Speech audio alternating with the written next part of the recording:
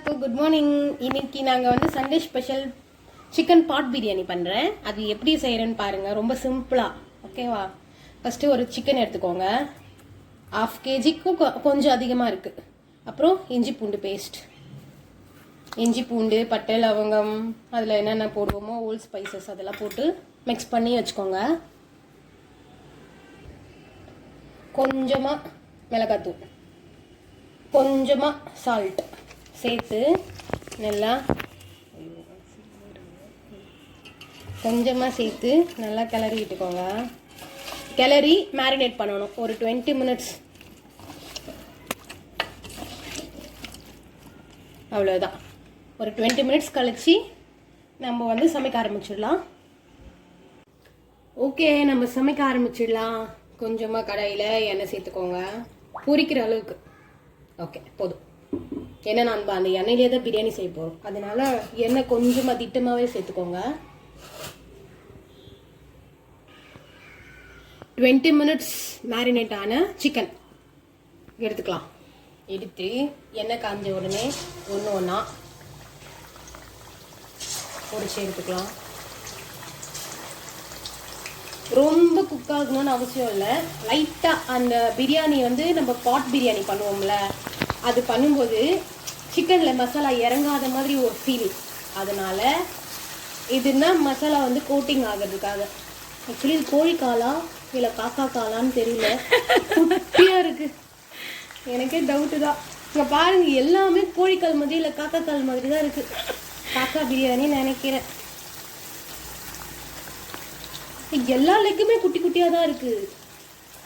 Okay, காக்கா பாட் பிரியாணி. ஐயோ, உண்மையாகவே எனக்கு ரொம்ப டவுட்டாக தாங்க இருக்குது. இது காக்காவா கோழியானே தெரில. ரொம்ப குட்டி குட்டியாக இருக்குது. கால் பெருசாக தானே இருக்கும் லெக்கெல்லாம். இங்கே பாருங்கள், துணுண்டு இருக்குது. உண்மையாகவே இது காக்கா பிரியாணி. பரவாயில்ல, ஏதோ ஒன்று. நல்லா குக் ஆகட்டும். ரொம்ப குக் ஆக வேணாம். மசாலா நல்லா கோட் ஆகி அது டேஸ்ட் இறங்கட்டும்.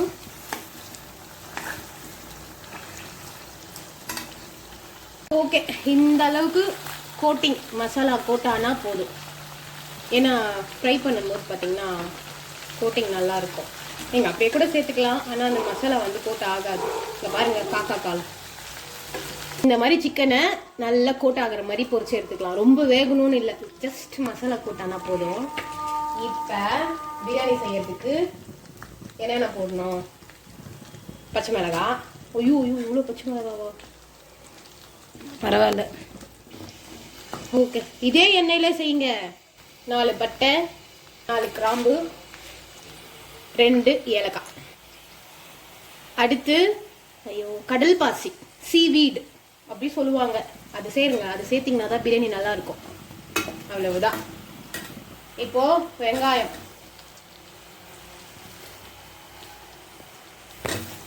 இந்த மாதிரி நல்லா வதக்கிக்கோங்க. எண்ணெய் கம்மியாக இருந்தால் எண்ணெய் சேர்த்துக்கோங்க. எண்ணெய் கம்மியாக இல்லைன்னா ஓகே. எண்ணெய் எனக்கு கம்மியாக தான் இருக்குது. நான் கொஞ்சம் எண்ணெய் சேர்த்து வதக்கிட்டு கோல்டன் ப்ரௌன் ஆக்கிட்டு காட்டுறேன். வெங்காயம் வதங்கட்டும்.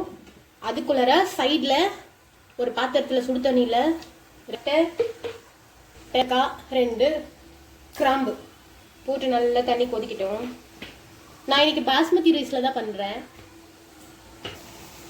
ஓகே, தண்ணி கொதிக்கும் போது சாதம் வேகிறதுக்கு கொஞ்சமாக உப்பு சேர்த்துக்கோங்க. அந்த சாதத்தில் இறங்குறதுக்காக மட்டும் போட்டால் போதும்.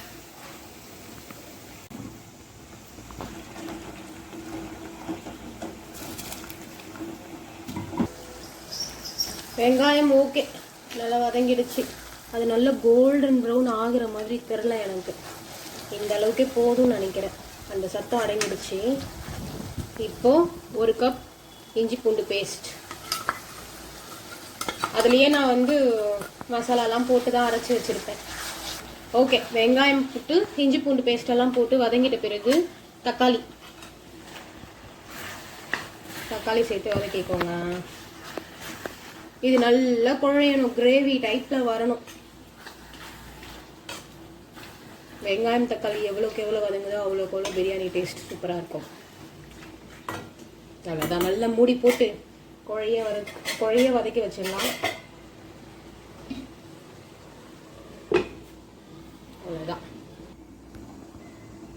இப்போ சைடில் சாதம் வெந்துட்டு இருக்கு. ரொம்ப வேக வைக்க வேணாம், ஒரு 50% வெந்துச்சுனாலே போதும். ஏன்னா நம்ம பாட்டில் செய்ய போகிறோம், அதுலேயே நிறைய சூடு இருக்கும். தம் நல்லா சூப்பராக வெந்துடும். 50% போதும், நல்லா குக் ஆகட்டும். இந்த மாதிரி நல்லா வதக்கிக்கோங்க. அவ்வளோதான், நல்லா குழஞ்சிடுச்சு. இப்போது நம்ம பொரிச்சு வச்சுருந்த சிக்கன் இருக்குல்ல, அந்த சிக்கனை ஃபுல்லாக அப்படியே கொட்டிக்கோங்க. ஓகே, இப்போ மிளகாத்தூள் சேர்த்துக்கலாம். வெறும் மிளகாத்தூள் வீட்டில் அரைச்சிக்கோங்க. 1.5 ஸ்பூன் போதும். வெறும் மிளகாத்தூள் தான் நிறைய பேர் சேர்ப்பாங்க, கம்பல்சரி தனியாத்தூள் நான் சேர்ப்பேன். இந்த மாதிரி நல்லா கலர் விட்டுக்கோங்க.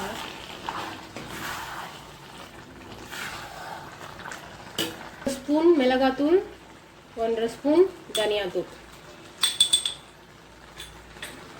சேர்த்து நல்லா கிளறி விட்டுக்கோங்க. ஏற்கனவே சிக்கன் வந்து கொஞ்சம் ஃப்ரை பண்ணதுலேயே குக் ஆகிட்டு இருக்கும், ரொம்ப குக் ஆகணும்னு அவசியம் இல்லை. மிளகா வாசனை போனால் மட்டும் போதும்.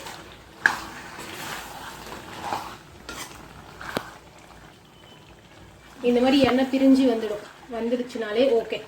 இப்போ வீட்டில் பண்ண கெட்டி தயிர் 1 கப் சேர்த்துக்கலாம். கறி விட்டுக்கோங்க. இதுவே சூப்பராக இருக்குது பார்க்குறதுக்கு.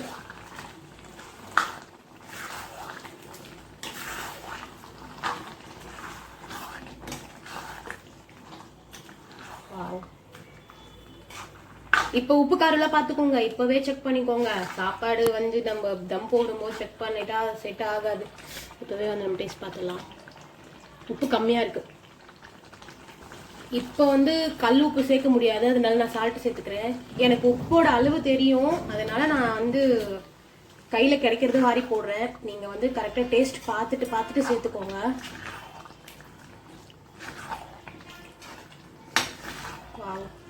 சூப்பராக இருக்கு பார்க்குறது.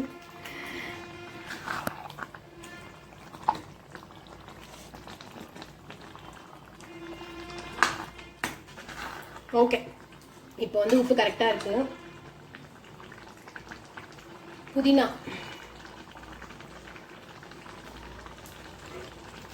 கொத்தமல்லி, புதினா கொத்தமல்லி கட் பண்ணி வச்சிருக்கேன், அப்படியே சேர்த்துக்கலாம்.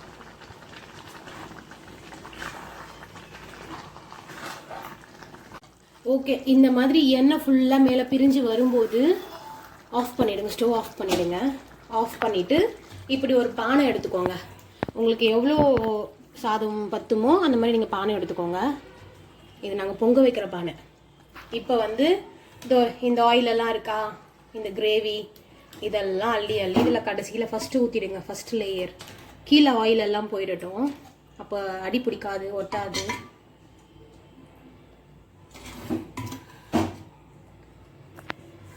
இந்த பாருங்க, இந்த மாதிரி சுற்றி ஃபஸ்ட்டு இந்த ஆயிலை ஊற்றிடுங்க, அப்போ அடி பிடிக்காது.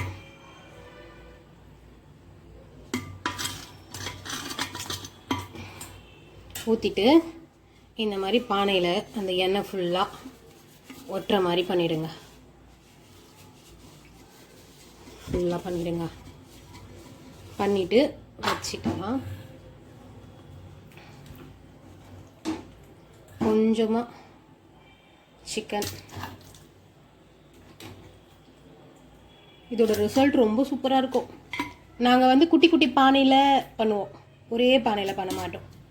ஓகே, இந்த அளவுக்கு கிரேவி போட்டுக்கோங்க. சாதம் வந்து இந்த மாதிரி நான் வடித்து வச்சுருக்கேன்ல, அது கொஞ்சம் சேர்த்துக்கலாம்.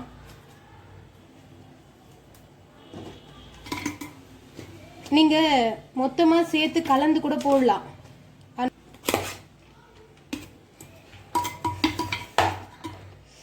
இப்போ இன்னும் கொஞ்சம்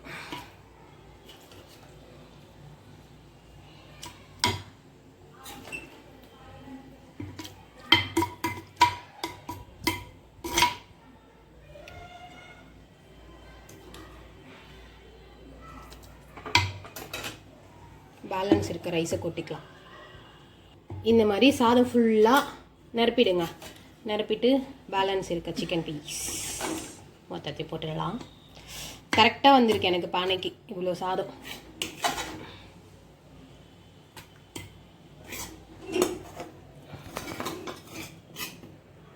அவ்வளவுதான். எல்லாத்தையும் போட்டு கொஞ்சமாக நான் கொத்தமல்லி எடுத்து வச்சுருக்கேன்.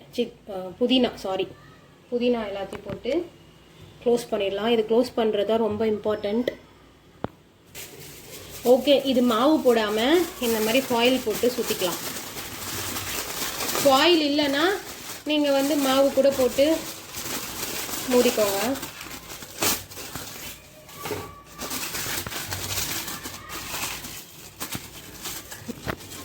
இந்த மாதிரி ஒரு சில்வர் ஃபாயில் போட்டு கவர் பண்ணிடுங்க. இல்லைன்னா நீங்கள் கோதுமை மாவு பிசைஞ்சு கூட பண்ணலாம். அது எனக்கு சோம்பேறித்தனம். அதனால் இப்படி மூடியும் மேலே இப்படி கவுத்து போடாதீங்க, இப்படி போடுங்க. போட்டு க்ளோஸ் பண்ணிவிட்டு நம்ம தம் போட்டுடலாம். இப்படி அடுப்பு மேலே தூக்கி வச்சுருங்க. உங்ககிட்ட வீட்டில் அடுப்பு இருந்துச்சுன்னா, தீ வைக்கிற அடுப்பு இருந்துச்சுன்னா அந்த அடுப்பில் பண்ணுங்கள். இல்லை மரத்தூள் அடுப்பு இருந்தாலும் பண்ணுங்கள். எங்கள் வீட்டில் அடுப்பு இல்லை, அதனால் கேஸில் தான் வச்சுருக்கேன். இங்கே பாருங்கள், ரொம்ப சிம்மில் சட்டி சூடாகிற மாதிரி, ரொம்ப சிம்மில் 30 மினிட்ஸ் கரெக்டாக டைம் நோட் பண்ணிக்கோங்க. 30 நிமிஷம். சட்டி சூடாகிடுச்சுனாலே சாப்பாடு வெந்துடும். ஆக்சுவலி இந்த சட்டியில் இருக்க வாசனை அதில் இறங்கணும். அதுக்காக தான் இது பேர் பாட் பிரியாணி. 30 மினிட்ஸ் கழிச்சு உங்களுக்கு ரிசல்ட் காட்டுறேன். ஓகே, 30 நிமிஷம் ஆயிடுச்சு. 30 மினிட்ஸ் ஆயிடுச்சு. எப்படி இருக்குன்னு பார்க்கலாம்.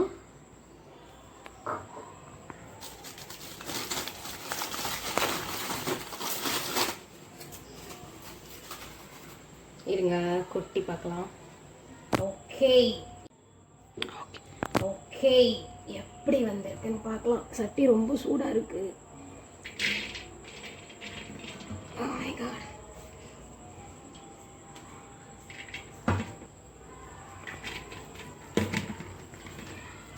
வாவ்,